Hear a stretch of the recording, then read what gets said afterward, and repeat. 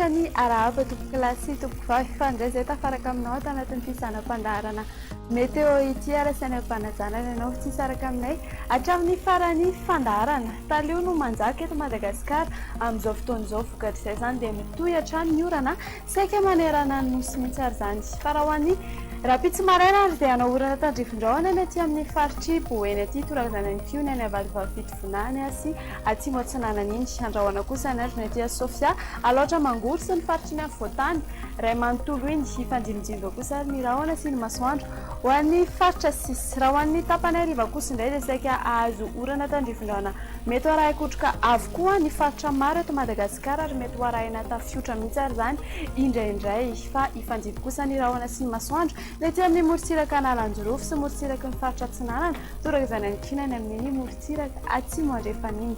Ny maripana ny tombatombanana ho an'ny rahampitso eo amin'ny 10 degré Celsius eo any ambany indrindra hitantsika aty Avakina Karatra 12 degré Celsius kosa ho an'ny Analamanga 9 degré Celsius ho anareo any Fianarantsoa.